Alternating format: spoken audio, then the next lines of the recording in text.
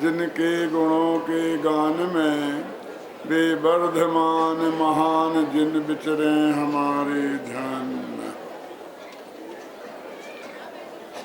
समय सार परमागम की 144वीं गाथा चल रही है, जिसमें अपन ने कल ये समझा था कि सबसे पहले श्रुत ज्ञान के माध्यम से, श्रुत ज्ञान के माध्यम से माने शास्त्रों के अध्ययन से। श्रुत माने शास्त्र भी होता है और श्रुत माने कान भी होता है। तो कानों से सुनकर भगवान की दिव्य ध्वनि को और ज्ञानी धर्मात्माओं के मुख से यानी देव शास्त्र गुरु के सदुपदेश से भगवान आत्मा का निर्णय करे। ज्ञान स्वभावी भगवान आत्मा का निर्णय करे। तीनों को लिया है, देव शास्त्र और गुरु, क्योंकि देशदान अवधि में तीनों ही निमित्त हैं। कल विस्तार से इस बात को समझाया था कि सर्वज्ञ परमात्मा का समागम तो कम से कम इस वक्त भरत क्षेत्र में किसी को भी उपलब्ध नहीं है, और सारी दुनिया के हिसाब से भी लगाएं तो बहुत कम जीवों को उपलब्ध होता है।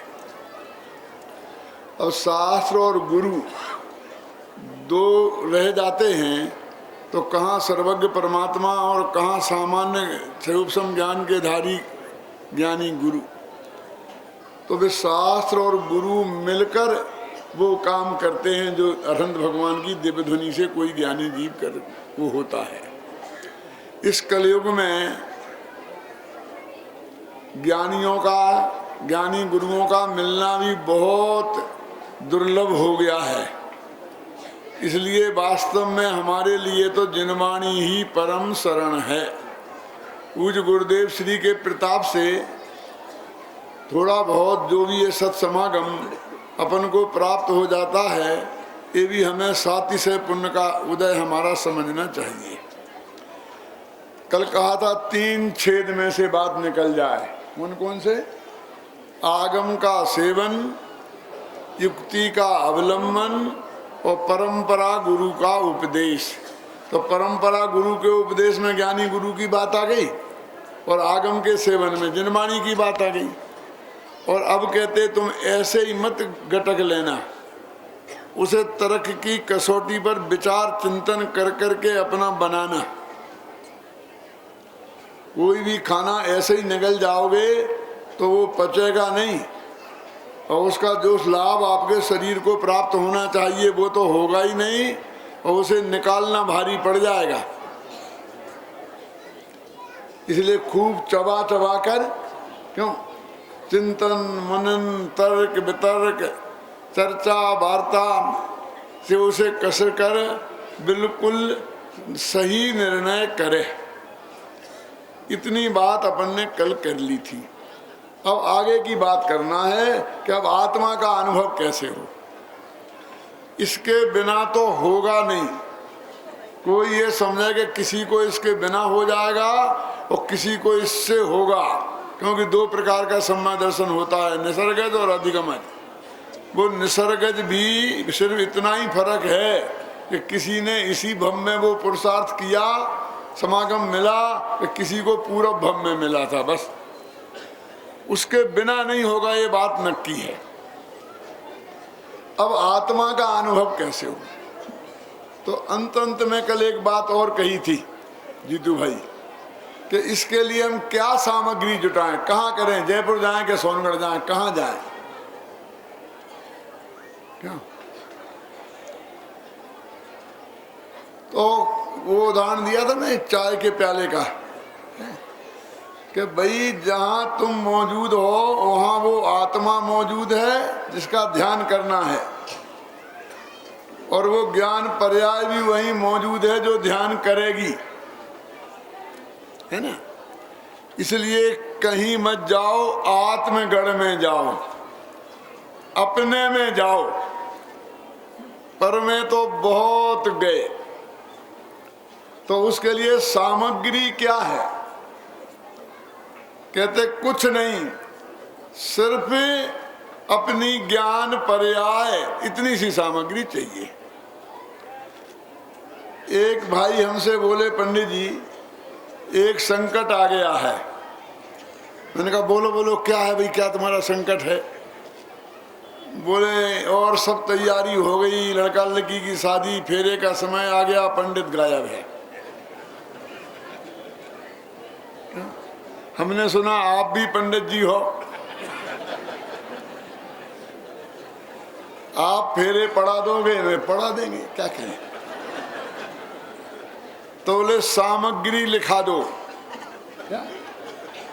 तो मैंने कहा लिखो, एक लड़का और एक लड़की और दोनों की सहमति, बस। बोले और? मैंने कहा और क्या, तो और कुछ नहीं चाहिए? मैंने कहा नहीं, होए तो ले आना, माँ बाप हो तो ले आना माँ बाप को, और नहीं होए तो चलेगा, क्योंकि जिनके माँ बाप मर गए उनकी क्या शादियां नहीं होती क्या? लाओगे तो शोभा होगी, बाकी सब चीजें शोभा की हैं, आवश्यक नहीं है। लेकिन लड़का लड़की तो आवश्यक है ही ना, और उनकी सहमति। ऐसे ही धर्म करना है, आत्मा का अनुभव करना है, आत्मा से शादी करनी है, तो सामग्री लिखा दो कि एक त्रिकाली ध्रुव आत्मा और एक मति श्रुत ज्ञान की पर्याय, और बस वो एक दूसरे के सन्मुख हो, दोनों की स्वीकृति हो। ख्याल में आए ना? बस। और बाकी कि ठीक है और होए सो बहुत बढ़िया है, शोभा होगी, पंडाल के हाँ वो तो बहुत ही बढ़िया रहेगा, अच्छा रहेगा, स्पीकर होए तो बढ़िया बात है, और नहीं होए तो इनके बिना काम रुकेगा नहीं।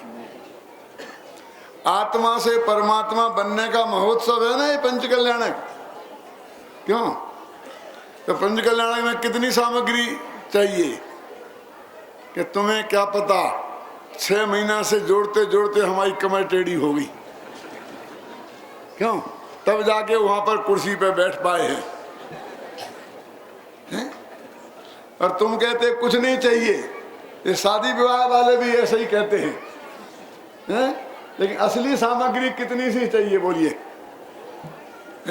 आज के लड़का लड़की धमकी देते हैं, पापा करते हो कि नहीं? इधर हम अदालत में जाके 1 मिनट में कर लेंगे। क्यों?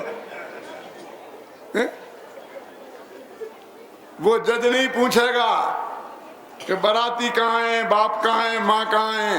क्या पूछेगा? तुम्हारी उम्र कितनी बेटा, तुम्हारी उम्र कितनी, एक आध गवाह है कि नहीं है। वो गवाह कौन हो, हिंदू के मुसलमान कोई भी चलेगा,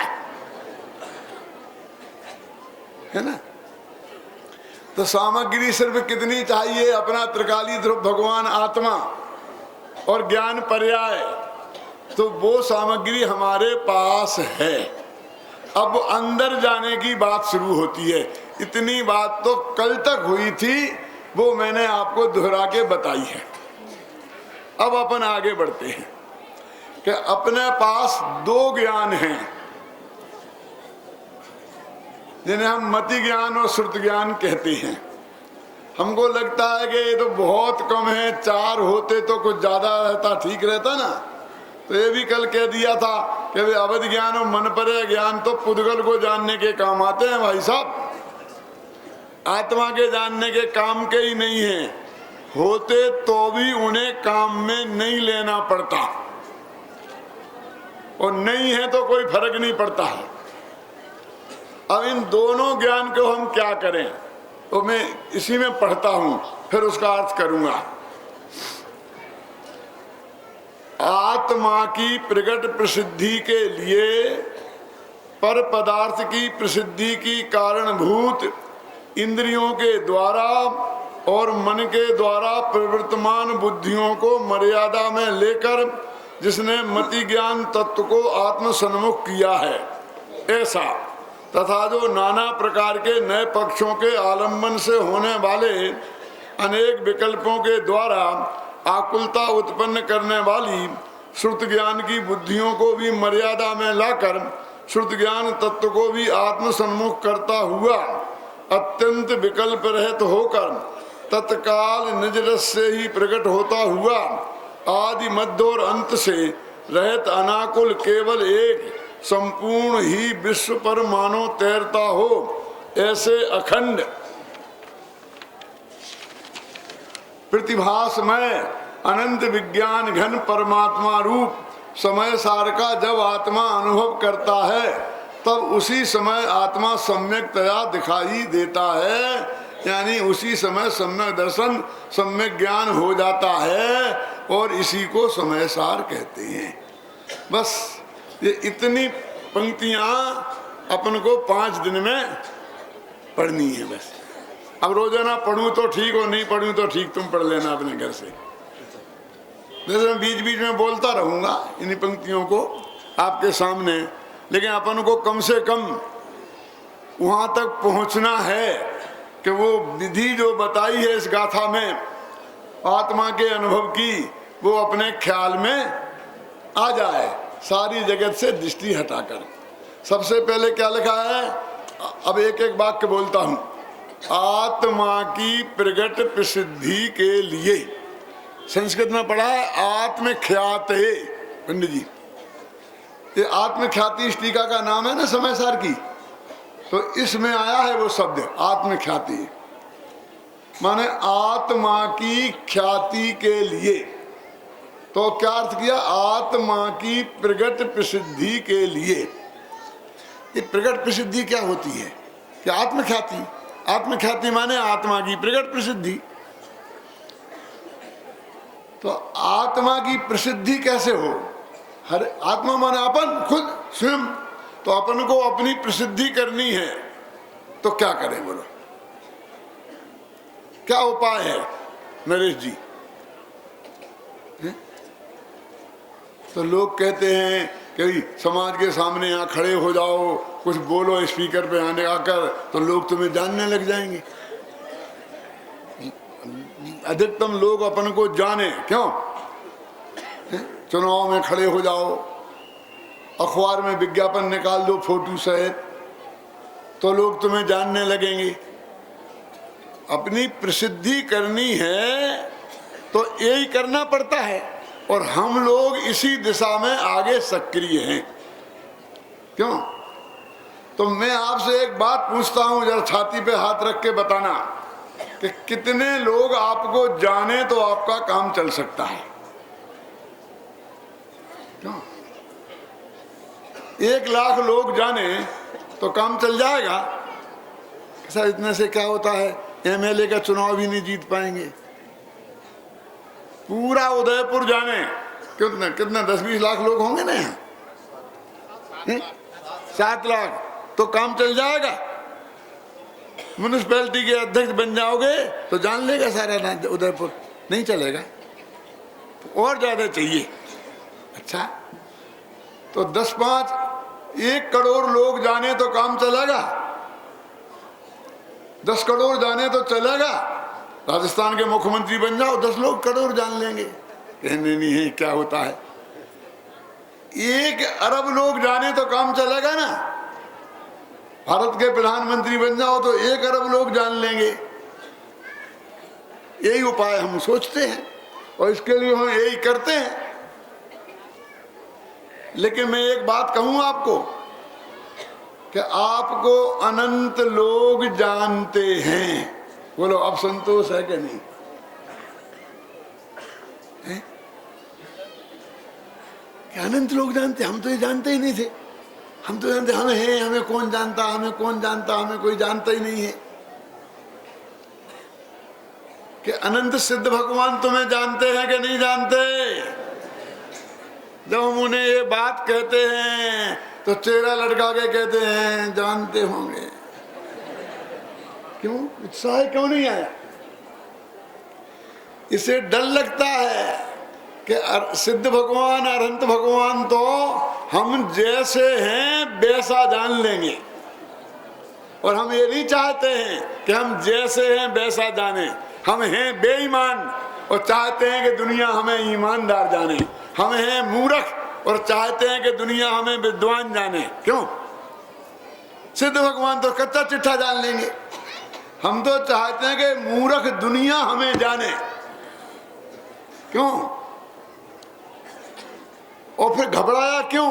सिद्ध भगवान जानते हैं, हमने कहा, तो इसे डर लगा कि यदि उनने जान लिया तो हमारे सारे खोटे काम वो भी भगवान ने जान लिए होंगे, इसलिए घबराने लगा। तो मैं कहा घबराओ मत, भगवान जान तो लेंगे लेकिन किसी से कहेंगे नहीं। यहां क्या कह रहे? दुनिया तुम्हें जाने इसका नाम प्रगट प्रसिद्धि नहीं है आत्मा की। तो क्या है? तो हम दुनिया को जाने। क्यों? सर्वज्ञता तो उसे बोलते हैं। सर्वज्ञ किसे कहते हैं? सारी दुनिया जिसे जाने वो सर्वज्ञ है, कि सारी दुनिया को जो जाने वो सर्वज्ञ है। हमें सर्वज्ञ भगवान बनना है ना, अनंत भगवान, सिद्ध भगवान। तो हम सारी दुनिया को जाने ऐसा प्रयत्न करना चाहिए था ना। तू तो ऐसा प्रयत्न करता है कि सारी दुनिया हमें जाने। सारा काम उल्टा है ना।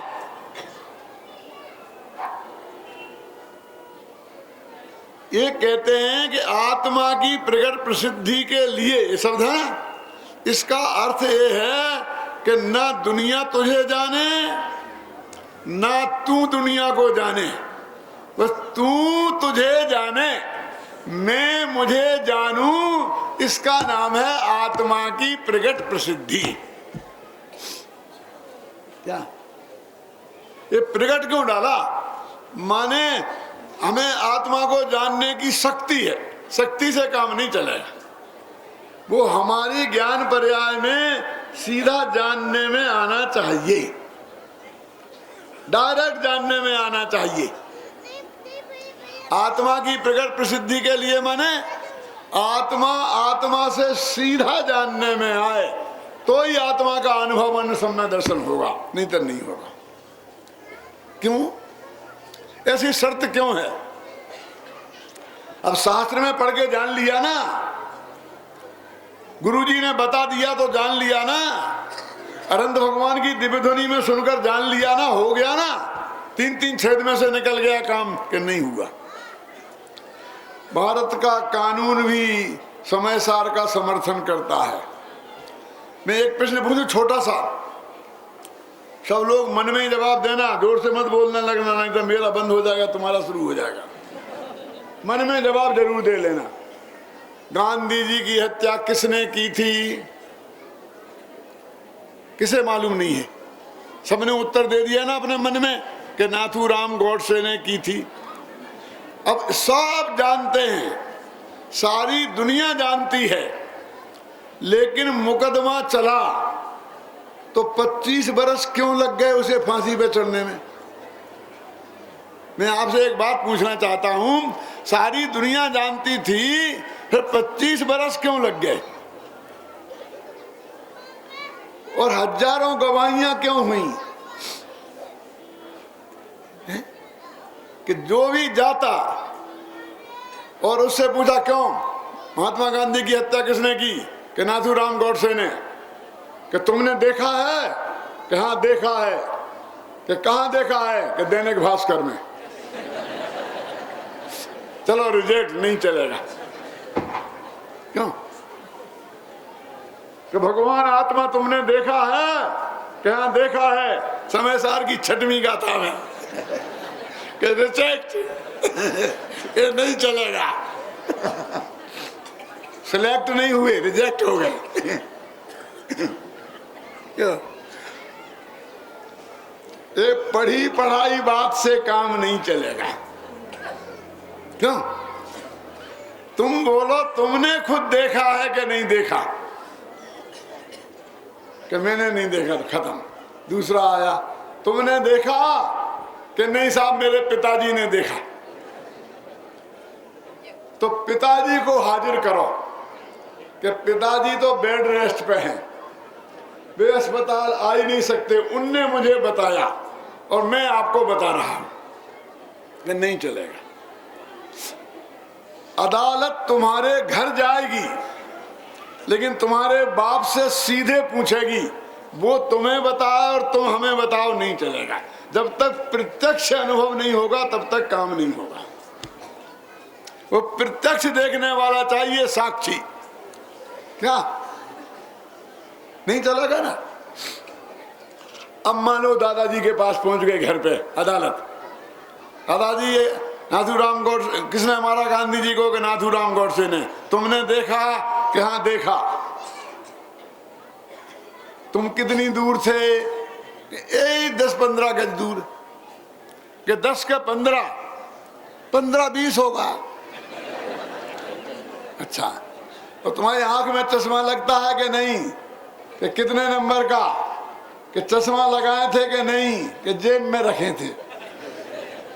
कि जाओ 20 गज की दूरी से बिना चश्मा लगाए एक 80 वर्ष का बुढ़ा और कह के मैंने देखा था, ये नहीं चलेगा। समझ गया? बिल्कुल नजदीक से पास में देखने वाला हो, अच्छी तरह पहचान ले। क्यों? 25 आदमियों को खड़ा करेंगे, फिर उनके बीच में पहचाने कि ये है वो आदमी, तब ये सजा देती है अदालत। तो आत्मा का अनुभव मुफ्त में ही हो जाएगा। आचार्य कहते हैं कि तुमने शास्त्र में पढ़ा था तो नहीं चलेगा, गुरुजी ने समझाया था तो नहीं चलेगा, अनंत भगवान की दिव्य ध्वनि में सुना था तो नहीं चलेगा, तुमने साक्षात देखा था कि नहीं देखा? कि नहीं देखा तो जाओ छुट्टी। समझिए ना। तो क्या करें कि हमारे पास सामग्री तो है। क्या है? वो आत्मा भी है और मति ज्ञान और श्रुत ज्ञान, दो ज्ञान भी है। और शास्त्र कहते हैं ये पर्याप्त है आत्मा को जानने के लिए, और ज्यादा ज्ञान का ढेर इकट्ठा करने की जरूरत नहीं है। क्यों? शास्त्री होना जरूरी है? क्यों नहीं है? नहीं तो शास्त्रियों का कब्जा हो जाता। और बोली लगाना जरूरी है। बोली लगाना जरूरी होता तो पैसे वालों का कब्जा हो जाता। देखो सारी सीटों पे कब्जा करके जो बैठ गए ना, ऐसा होता तो सेठ ही सब मोक्ष में चले जाते। लेकिन हम तो बाबू भाई के साथ 1000 यात्रियों के साथ 100 दिन की यात्रा की थी ना। अमृत भाई से पूछो, 100 दिन एक सिद्ध क्षेत्र नहीं छोड़ा। सारे सिद्ध निर्वाण वर्ष में गए थे। जहां गए, जहां से क्षत्रिय मोक्ष गए, क्षत्रिय मोक्ष गए, ब्राह्मण मोक्ष गए, ब्राह्मण मोक्ष गए, कहीं से कोई बनिया मोक्ष गया दिखाई नहीं।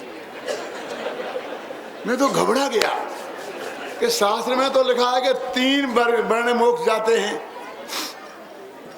अब वैश्य भी मोक्ष जाते हैं, बनियों को भी मोक्ष होता है, ये हम सिद्ध कैसे करेंगे? कोई एक आध उदाहरण तो चाहिए। अंत में जब पटना पहुंचे, बिहार की राजधानी, तो सुदर्शन सेठ ने हमारी लाज रख ली। हमने कहा एक बनिया तो मोक्ष गया कम से कम, हमें उदाहरण देने के लिए तो मिल गया कि बनियों को भी मोक्ष होता है। लेकिन गजब की बात है, क्षत्रिय गए तो संवेशकर की चोटी से, गिरनार की चोटी से। क्यों? और बनिया गया तो बीच बाजार से वो भी राजधानी। क्या? उस वक्त तो सारे देश की राजधानी थी पाटलिपुत्र। उस वक्त की तो दिल्ली थी वो। ए बनिया सब कुछ छोड़ सकता है, लेकिन दुकान नहीं छोड़ सकता है। ये मोक्ष जाएगा तो बीच बाजार में दुकान पर बैठे ही बैठे जाएगा।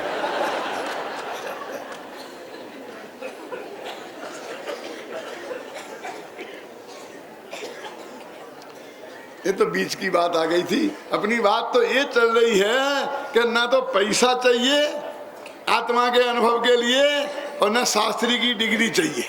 ये कह रहे हैं। अब हम तो ये कहना चाहते हैं, ये कोई चीजें वहां काम नहीं आएंगी। बहुत से लोग कहते हैं, पंडित जी साहब, देश छूटने के पहले एक दफे सम्मा दर्शन तो प्राप्त करना ही है, कैसे भी करके प्राप्त करना है। आप चिंता मत करो, करोड़ों रुपया खर्च हो जाए, तो भी परवाह मत करना, लेकिन सम्यक दर्शन तो प्राप्त करना है, वो कोई विधि तो बताओ। मैंने कहा तुम्हें तो सेठ जी गारंटी से इस भ्रम में होने वाला नहीं है कि हमने तुम्हारे बाप का क्या बिगाड़ा। मैंने कहा तुम हमारे बाप का बिगाड़ क्या सकते हो, तुम तो अपना ही बिगाड़ सकते हो। गुरुदेव समझा गए कि एक द्रव्य दूसरे द्रव्य का कुछ बिगाड़ ही नहीं सकता। तो फिर क्यों कह रहे कि हमें नहीं हो सकता? क्योंकि तुम कह रहे 1 करोड़ रुपया खर्च हो जाए, तुम पैसा खर्च करके सम्यक दर्शन चाहते हो और पैसा का सिक्का वहां चलता नहीं है, इसलिए कह रहे तुम ये विचार बदलो, पैसे से नहीं मिलेगा सम्यक दर्शन। तो कौन सी सामग्री चाहिए? मति व श्रुत ज्ञान कितना? जितना आप सबको है उतना ही, ज्यादा नहीं। तो सामग्री जोड़ने की अब चिंता करने की जरूरत नहीं है नरेश जी। अब तो क्या करना है कि ये जो ज्ञान की पर्याय है इसको इसमें लगाना है।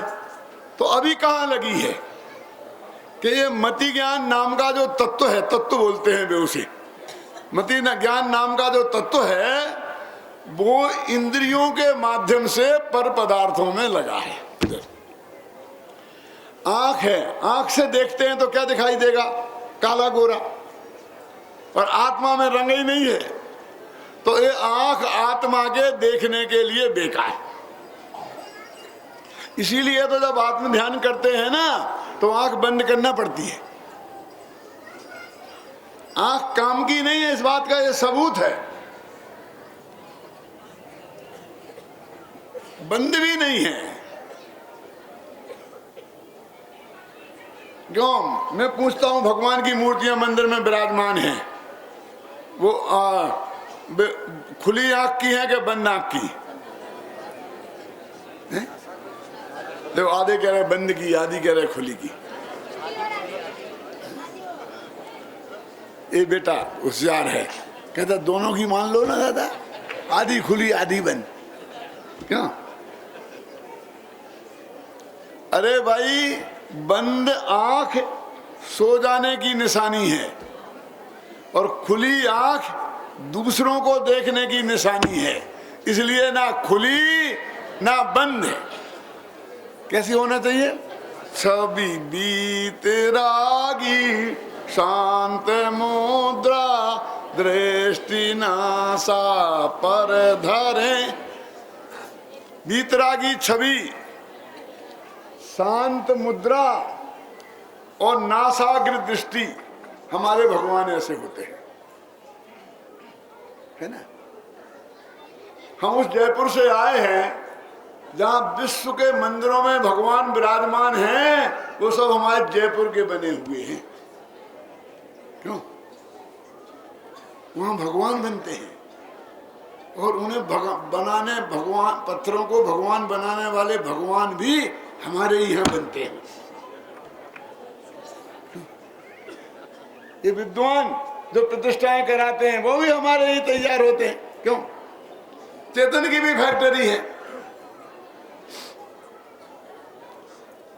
वो सब लोग आते हैं कि पंडित जी हमें एक भगवान चाहिए, 2 भगवान चाहिए, इतने चाहिए, इतने चाहिए। मैंने कहा ठीक है जाओ भाई, चले जाओ मूर्ति मोहल्ला में ले आओ। नहीं नहीं नहीं नहीं, पास तो आप ही को करना पड़ेगा। क्यों? यानी वो सारे भगवान जो विश्व के मंदिरों में विराजमान हैं जीतू भाई, उन्हें हमने पास किया है और उन्हें भगवान बनाने वालों को भी हमने पास किया है।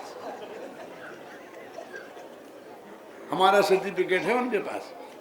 हमारे वहाँ भगवान बनते हैं, हाँ, उनके वहाँ बनाते हैं। ख्याल में आया ना। तो अब मैं आपसे कहता हूँ, ये गुजरात के जितने लोग आते हैं ना, ये गुजराती भाई बोले ना, इसलिए बताता हूँ जरा।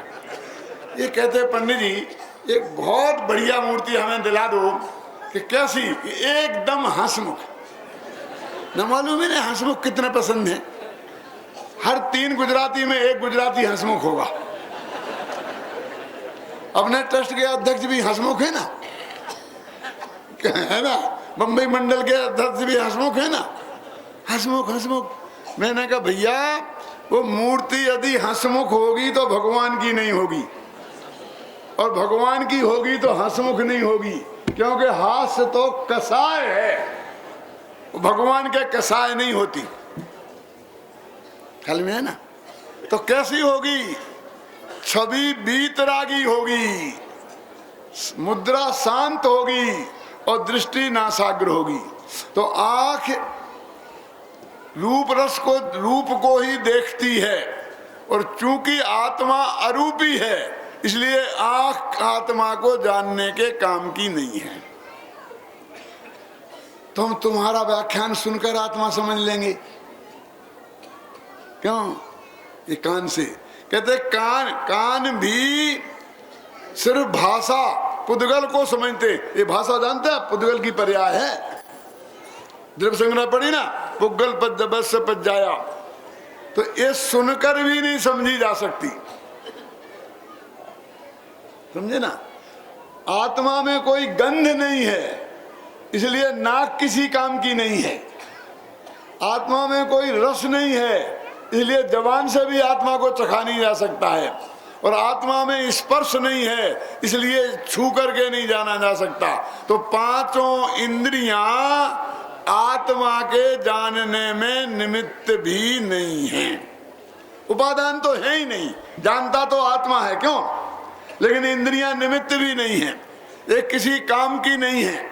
और इनके माध्यम से जितना हमने ज्ञान किया, जिसे दुनिया इंद्रिय ज्ञान कहती है, कहती ना,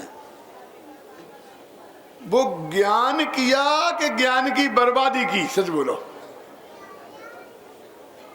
जरा बारीकी से समझना। हमारे ज्ञान तो अंदर में अपने आप पैदा होता है भाई साहब। ज्ञान नाम का एक गुण है और उसका एक काम है कि प्रति समय एक ज्ञान की पर्याय नई पैदा हो और हो। क्यों? अपन रक्तदान करते हैं ना, करना चाहिए कि नहीं करना चाहिए, ये बात नहीं कह रहा हूं मैं, तो उदाहरण दे रहा हूं, करते हैं ना। फिर डॉक्टर से कहते हैं साहब अब हम क्या करें, इतना हमने एक खून दे दिया, एक बोतल, अब हम क्या करें? कि कुछ नहीं करो, जाओ खेलो, आराम से रहो। लेकिन हमारा खून चला गया ना, उसके लिए क्या करें कि कुछ मत करो, वो अपने आप शरीर उतना खून बना लेगा। बना लेता कि नहीं बना लेता? अंदर फैक्ट्री लगी है, ज्ञान गुण में की फैक्ट्री लगी है, जो प्रति समय नई ज्ञान पर्याय को पैदा करती है। ध्यान से सुनना, तुम्हें कुछ नहीं करना उसके लिए। अब वो इंद्रियों के माध्यम से बाहर को निकलता है और पर को जानकर बर्बाद हो जाता है। तो इंद्रियों के माध्यम से ज्ञान होता है कि ज्ञान बर्बाद होता है? बोलो भाई, जिसे हमें जानना नहीं है और उसके जानने में लग गया तो बर्बाद ही हो गया कि नहीं? अपना ये पानी है, खेत में सींचने के लिए अपन ने पानी खेत में न डाली नहर, और वो नहर टूट गई और बगल में जाकर जंगल में पानी बह गया, तो उसे अब बर्बाद होना कहते हैं कि नहीं? और खेत में जाए तो आबाद होना, यही तो बात है ना। अरे पानी जंगल में गया तो वहां भी पेड़ पौधों में लगा, वहां के भी पेड़ पौधे सरसब्ज हो गए, बर्बाद होना क्यों कहते हो? लेकिन हमें नहीं करना ना उन्हें सरसब्ज। क्यों? हमारा प्रयोजन नहीं है ना कि पर को जान लिया, बर्बाद क्यों कहते हो? लेकिन हमें नहीं जानना है ना पर को, हमें तो आत्मा को जानना है।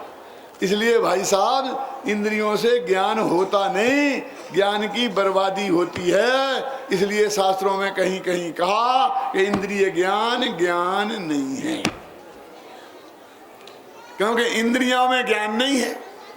इंद्रियां तो लिखा 31वीं गाथा में गे हैं, वे तो ज्ञान के द्वारा जानी जाती हैं, और तुमने उसे ज्ञान मान लिया तो गे को ज्ञान में संकर मिलावट कर दी, और जगत में मिलावटियों को जो सजा मिलती है ना, मिलावट करने वालों को, वही सजा हमें मिलेगी और मिल रही है।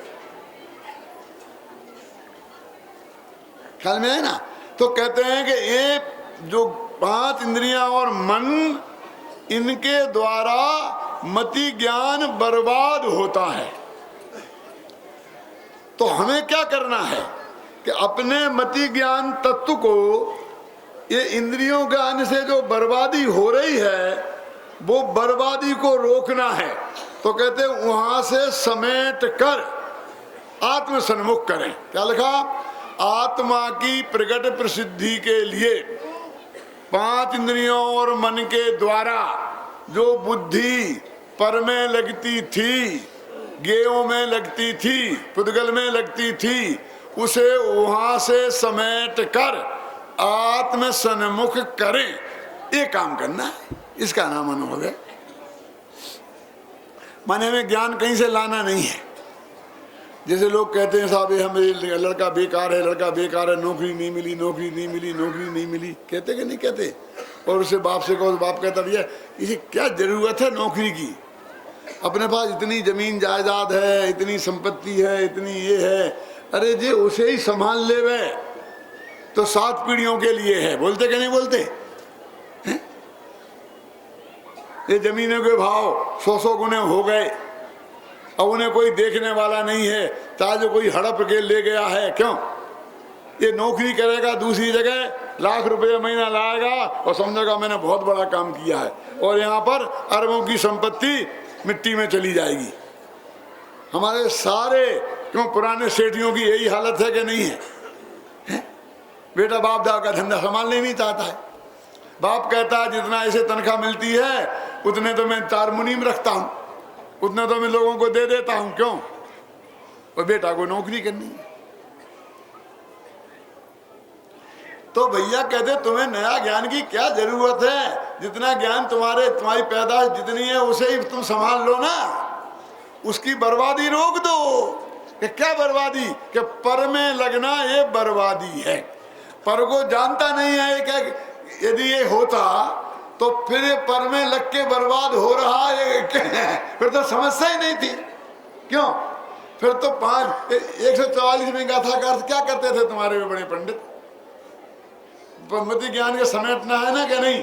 कहां से कहां लग रहा है? पर में लग रहा है, वहीं से समेट के आत्मा में लगाना कि नहीं लगाना? तो पर को तो जानते ही नहीं, तो समस्या क्या है?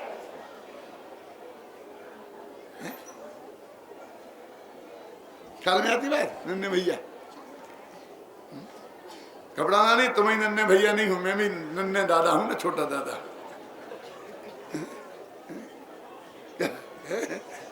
क्या समझ में आया? मति ज्ञान तत्व को परमे से पदार्थों में लग रहा है, उसे समेट कर आत्म सन्मुख करे। अरे ये भी करे की भाषा है, तो ये करना वरना कुछ भी नहीं है। ख्याल में है ना? वो तो अपने आप समेट के यहाँ लग जाएगा। क्या? तेरे को जो पर के जानने की तीव्र इच्छा है, गेवों के जानने की जो तीव्र इच्छा है कि 24 घंटे पर को जानते जानते इतना है कि एक समय भी इसे अपने भगवान आत्मा को जानने की फुर्सत नहीं मिली है। एक आदमी ने शादी कर ली, धंधे पानी में इतना मस्त था कि धंधे पानी में बस मत अपनी पत्नी की पवनत जय जैसा। देश तो नहीं था लेकिन फुर्सत नहीं थी अपनी पत्नी से बात करने की, उसकी तरफ आंख उठाकर देखने की बात फुर्सत नहीं थी। आज यहाँ जा रहा, यहाँ भाग रहा, वहाँ भाग रहा, लगा रहता था, है ना। अब माँ बाप चिंता करते थे कि इसके बाल बच्चे तो हो ही नहीं रहे, बच्चा तो हो ही नहीं रहा, हमें तो पोते के दर्शन करना है? इन सब बुढ़ों को आत्मा के दर्शन नहीं करना है, पोते के मुख के दर्शन करना है।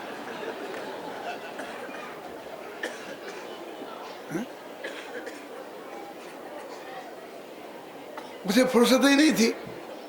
जरा समझना, मैं एक बात कहता हूं। पत्नी ने फोन किया क्या कि पति से कि मुझे आपसे बहुत जरूरी बात करनी है, मिलना है, तो 5 मिनट को घर आ सकते हो? कि अभी तो नहीं आ सकता। तो कब आ सकते हो? अभी तो बहुत लोग बैठे हैं, ये हैं वो हैं, वे बहुत उसने 2-4 दिन तक मेहनत करी लेकिन उसे फुर्सत नहीं मिली। तो वो बोली कि तुम नहीं आ सकती हो तो कोई बात नहीं है, मैं आ जाती हूं। कि तू क्या करेगी, तू क्या करेगी? लेकिन वो मानी नहीं, आ ही गई ऑफिस में। ध्यान से सुनना, आ गई और कहा कि मुझे तुमसे 5 मिनट बात करनी है। कि बोल बोल क्या बात है? कि इतने लोग बैठे हैं ना जी इनके सामने। हाँ बोल, सब अपने ही आदमी है।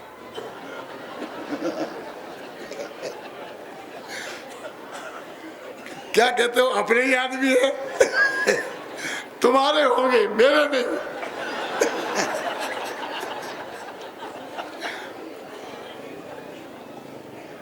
मुझे तो तुमसे अकेले में बात करनी है, क्योंकि मुझे अभी फुर्सत नहीं है, तो जब फुर्सत मिले तब आ जाना। और उन्हें आज तक फुर्सत नहीं मिली। ऐसे ही पुत्र की प्राप्ति हो जाएगी। ऐसे इस भगवान आत्मा को, आत्मा कहता है कि मुझे तुम 2 मिनट अकेले में चाहिए। क्यों? कि पर्याय द्रव्य से मिले तो सम्मा दर्शन नामक पुत्र की उत्पत्ति हो ना। लेकिन इस आत्मा को पर के देखने जानने से स्वयं को जानने के लिए 1 सेकंड की फुर्सत नहीं मिली, इसलिए सम्मा दर्शन की प्राप्ति नहीं। क्या करे बोलो? कितना सरल काम था और हमने कितना कठिन बना रखा है। हम सब जगह दौड़ने को भागने को तैयार हैं। तुमको तो हम सोनगढ़ में ही रहने लग जाए, तुमको तो जयपुर में 1 फ्लैट ले लें, तुम तो सब जगह ले लो 1 फ्लैट, जाना कहीं मत। हमारे यहाँ ऐसा हुआ था कि हमने 2 बिल्डिंगें बनवाई, है मालूम आपको, और सब सेठियों ने फ्लैट ले लिए। हमने कहा कम से कम ये 32 फ्लैट हो गए तो 32 लोग 64 लोग तो रोजीना साथ सभा में रहेंगे ही। और जे नहीं आ पाएंगे तो दूसरे लोगों को ठहरने की जगह देंगे, तो वे लोग आके रहेंगे। लेकिन मैं आपको सच कह रहा हूँ, गद्दी पे बैठ के यहाँ पर समय सार सामने रखा है। ऐसे भी लोग हैं कि जिंदगी में 1 बार भी नहीं आए। कितना 32 साल हो गए, एक दिन उन्होंने अपना फ्लैट देखा ही नहीं है। सब इन्वेस्टमेंट करते हैं, 1 के 10 गुने हो गए। नाराज मत हो ना सेठिया लोग, हो जाओगे तो मुझे क्या करना है? बोली वाले चिंता करें क्यों? नहीं, कोई नहीं आगे देखा नहीं, रहा नहीं, फायदा नहीं लेना तो सब जगह ले लेंगे। सोनगढ़ में भी बना देंगे 1 बंगला, जयपुर में भी बना देंगे, देवलाली में भी बना देंगे, दिल्ली में भी बना देंगे, सोनागढ़ में भी बना देंगे, और जहां जहां बने सब जगह ले लेंगे। आप चिंता मत करो। क्यों? लेकिन समय नहीं मिलेगा। भगवान आत्मा के दर्शन का किसी को समय नहीं है। पर परमात्मा के दर्शन को तो कभी कभी समय निकाल लेते हैं अपन। क्यों? मंदिर में जाकर के क्यों निकाल लेते हैं कि नहीं निकाल लेते? छाती पर हाथ रखकर विचार करो कि इस भगवान आत्मा को यदि 1 समय को भी सारे जगत से अपने ज्ञानोपयोग को समेटकर हमने अपने आत्मा में लगा दिया होता तो सम्मा दर्शन हुए बिना नहीं रहता, संसार का अंत आए बिना नहीं रहता। ये जो यहाँ पर गुड़ लगा दो ना, गुड़ कुइनी पे गुड़ लगाओ तो है तो बहुत पास, लेकिन मुंह में नहीं आता। अपना ज्ञान है, अपने में लगाना है। क्यों? किसी दूसरे के पास जाना ही नहीं है। पराधीनता तो है ही नहीं। अमृत भाई क्या पंडित जी ऐसी बात है, हमें तो पता ही नहीं था। अब तो चाय जब लगा लेंगे तो लगा लो ना, अभी तो जरा ये बैठे ना, ये तो हमेशा नहीं मिलेंगे ना, ये तो चाय जब लगा लेंगे। क्यों? लेकिन इनसे चाहे जब नहीं मिल सकते, ये चले जाएंगे तो फिर नहीं मिलेंगे।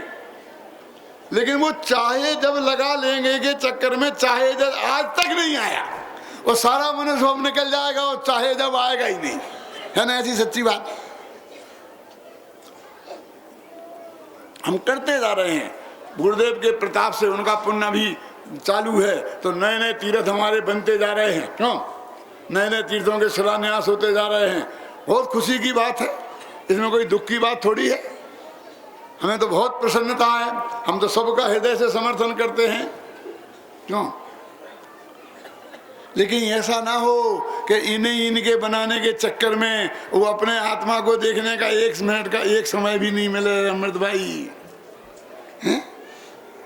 अमृत धाम का चेतन धाम बनाते बनाते आत्मा का धाम निकल जाए।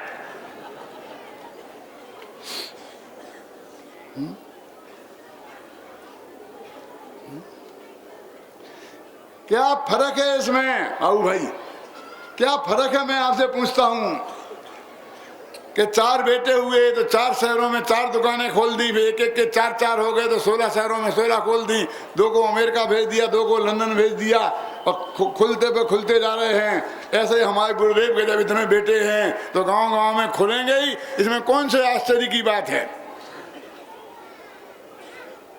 लेकिन एक खुले, इसको किसको विरोध है? लेकिन मैं ये कहता हूं कि इसमें हम अपने इस आत्मा को ना भूल जाएं। क्यों? एक कुछ समय हम अपना इसके लिए भी निकालें। ये तो गुरुदेव श्री के प्रताप है कि जिसकी वजह से अपने इन पंच कल्याणकों में इतना समय हम आत्मा की चर्चा के लिए अपन को उपलब्ध हो जाता है। क्यों? नहीं तो बाकी के और पंच कल्याणक देखो क्यों क्या होता है। लेकिन इतने से संतुष्ट होने की जरूरत नहीं है, इसमें भी बहुत सुधार की अपेक्षा है अभी, और वो होना चाहिए। अभी उत्तम चंद जी संकेत कर रहे थे, हम भी करते ही हैं, युगल जी भी करते हैं, लेकिन जो हो रहा वो बहुत अच्छा हो रहा, इससे भी अच्छा हो सकता है। लेकिन सबसे बड़ी बात तो है कि सारे जगत से दृष्टि हटाकर तू अपने भगवान आत्मा को देखने के लिए कब जाएगा। इतने से काम नहीं चलेगा कि दुकान पे से दृष्टि हटाकर मंदिर पे ले आया, वो तो एक पर से दूसरा पर हो गया। वो कभी कभी ऐसा होता है, उदाहरण देने में जरा डर लगता है, लेकिन फिर भी एक जिंदगी भर खोटा काम करता था आदमी, फिर वो भाग्य से साधु हो गया। साधु हो गया तो संग में रात को उठे, इसका कमंडल वहां से वहां रख दे, उसका वहां रख दे, वहां से पीछे, वहां से वहां ऐसा करके सब पलटा पलटी कर देता। सुना तो होगा आपने कभी। तो सब क्या करता है, कौन हर सुबह अपना अपना पीछे कमंडल खोजते फिरे महाराज। तो क्या करे, कौन आता और मिल जाते सब, यहाँ से वहां रखे। फिर रात में वो ड्यूटी लगाई लोगों की छुप करके देखने की, तो पकड़े गए महाराज। तो कहा क्या करे, तो कहा चोरी से गया तो गया, फेरा फेरी से भी जाऊं क्या। तो धंधा पानी घर का छोड़ा और मंदिर के में भी वही हेरा फेरी शुरू कर दी। नाराज मत होना, मैं बहुत सच्ची बात कहता हूँ जिलवाणी के सामने। चाहे घर का मकान बनाओ, चाहे धर्मशाला बनाओ, क्या फर्क पड़ता है। वैसे ही नक्शा पास करने के लिए पैसे वाले देना पड़ेंगे, वैसी घूस देनी पड़ेगी, वैसी जमीन खोदनी पड़ेगी, वो सब जो कुछ भी आरंभ परिग्रह घर के मकान में होता है वो ही धर्मशाला में होता है कि नहीं? बोलो कि तुम धर्मशाला बना रहे इसलिए वो बराबर नक्शा पास कर देगा बिना पैसा लिए, ऐसा है? क्यों? मुकदमेबाजी चक्की होगी तो वकील करना पड़ेंगे, घूस देना पड़ेगी, मजिस्ट्रेट को क्या क्या नहीं करना पड़ेगा, बोलिए। अरे वे 5 पाप जो घर के परिग्रह जोड़ने में इनमें करना पड़ते हैं, वे 5 पाप इनमें भी सब में होते हैं।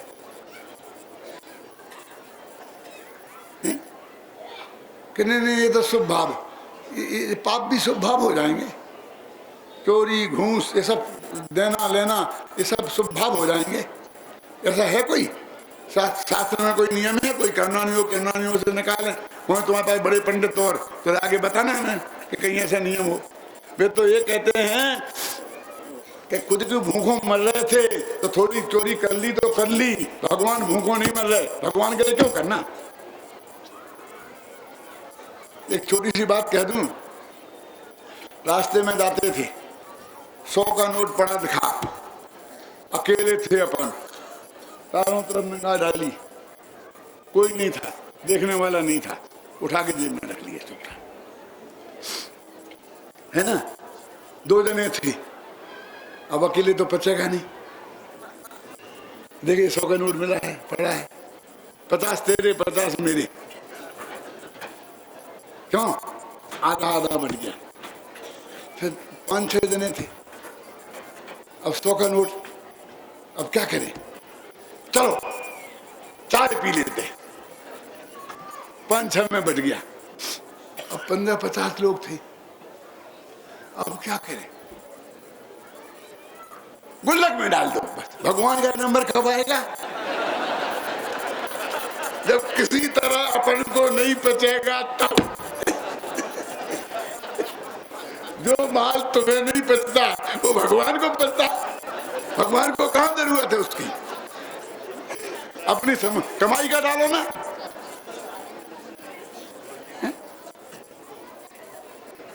ये लावारिस माल को भगवान को क्यों देते हो? नहीं, वो दान नहीं है। हमने तो ये पढ़ा था पुरानी किताबों में, जो हमने लिखी उनसे हमने थोड़ी पढ़ा, उसे तो तुम पढ़ते हो। हमने जो पढ़ा था उसमें लिखा था कि किसी की गिरी हुई, पड़ी हुई, भूली हुई वस्तु को स्वयं उठा लेना या उठाकर किसी को दे देना, क्यों? वो चोरी है। लिखा था कि नहीं लिखा था? कि सब गुल्लक में डाल देना कहाँ लिखा था? अरे हम घर के लिए पाप करें तो करें, लेकिन इस दहशत कार्य में आ गए, इस क्षेत्र में आ गए, सारा जीवन धर्म के लिए समर्पित कर दिया और फिर भी वही 5 पाप। साहब इसके बिना तो काम होता ही नहीं है, तुम 100 फिर के हो जाओ। लेकिन क्यों करें? फिर हम नहीं करें ना, जो करते हैं वे करेंगे। हम तो ये करेंगे ना समय सार सुनाने में, इसमें तो नहीं करना पड़ता है ना। हम क्यों नहीं पढ़ने पढ़ाने का काम करें? क्यों? हम क्यों उस काम में अपना हाथ डालें कि जिसमें हमें 5 पाप किए बिना बचेंगे ही नहीं? साहब ये बनेंगे कि अरे बहुत हैं बनाने वाले, जो अपने घर का मकान बनाएंगे वो मंदिर का भी बनाएंगे। अब घर का तो बनाने नहीं है, बना नहीं सकते, बनाने की जरूरत नहीं है। क्यों? फिर दुनिया भर का क्यों बनाते बने? क्यों? नरेश जी सही नहीं है बात। छाती पे हाथ रख के सोचना गंभीरता से, ख्याल में आई ना? ये हल्के रूप से नहीं लेना। मैं कोई किसी से राग द्वेष से नहीं कह रहा हूँ, समय साथ सामने रखा है, 144वें गाथा के बीच में कह रहा हूँ। गंभीरता से विचार करने के लिए बात मैं कह रहा हूँ कि अपने मति ज्ञान तत्व को कहाँ कहाँ तुम बर्बाद कर रहे हो। देखो तो हर एक अपना अपना देखो, वो आबाद हो रहा है कि बर्बाद हो रहा है। और जहां भी बर्बाद हो रहा है वहां से समेट कर उसे आत्म सन्मुख करना है। समझे भाई साहब? ये मति ज्ञान को आत्म सन्मुख करने की बात 144वीं गाथा कह रही है, और वो तुम कर सकते हो। मति ज्ञान तुम्हारे पास है और त्रिकालीन भगवान आत्मा भी तुम्हारे ही पास है। भाई चेतने की देर है, सभी चेतें। इस मंगल भावना के साथ अभी की बात समाप्त करता हूँ।